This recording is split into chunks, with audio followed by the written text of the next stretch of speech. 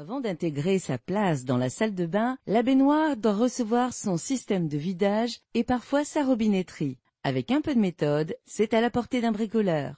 Vous aurez besoin d'une baignoire, de son système de vidage, d'un mitigeur, d'une douchette, de vis auto-perforantes, de 2 raccords rapides à olive, de tuyaux PVC, de colle PVC, de tasseaux, de chevilles traversantes, d'agglos CTBH de 16 mm et de cartouches de mastic silicone.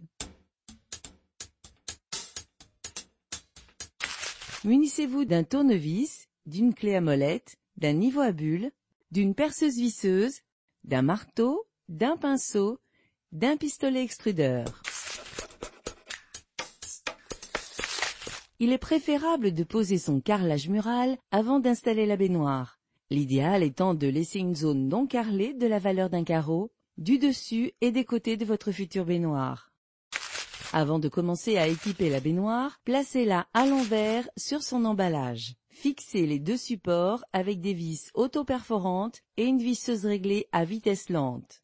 Ces vis sont fournies avec la baignoire et ne doivent pas dépasser 1,5 cm. Montez ensuite les pieds réglables. Couchez la baignoire sur le côté et présentez le système de siphon avec son joint sur l'orifice d'évacuation.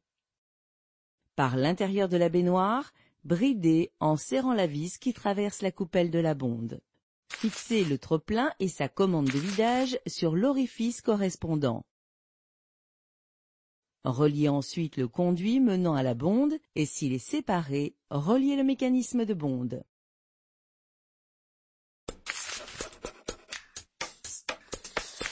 La robinetterie peut se poser sur le mur avec encastrement des tuyaux d'alimentation ou sur le rebord de la baignoire. Choisissez un modèle adapté à l'une ou l'autre de ces solutions. Cette solution demande le perçage du rebord de la baignoire du côté où le mitigeur sera le plus fonctionnel.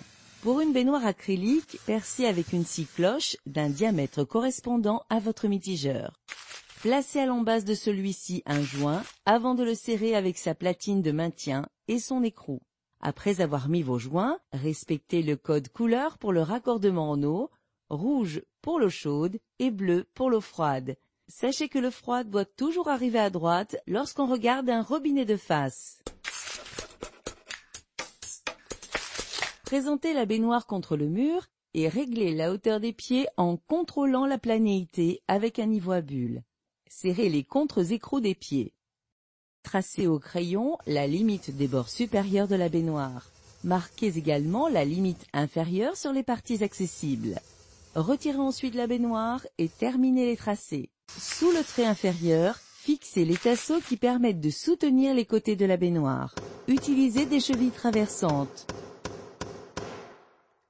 Remettez la baignoire en place et procédez au raccordement de l'évacuation en reliant le siphon à votre point de descente.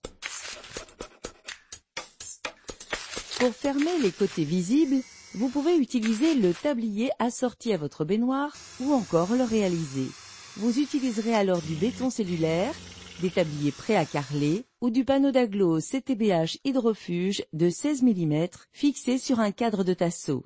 Dans tous les cas, prévoyez une trappe de visite à proximité du siphon. Disponible à l'achat, vous pouvez aussi la réaliser avec une charnière à piano associée à des clips métalliques ou des fixations magnétiques. Réalisez un joint d'étanchéité entre le bord de la baignoire et le mur. Lissez ensuite le joint avec votre doigt trempé dans du liquide vaisselle. Une fois le carrelage posé, il vous faudra encore faire un autre joint de silicone et le lisser. Profitez pleinement des moments de détente dans la salle de bain avec la baignoire de votre choix.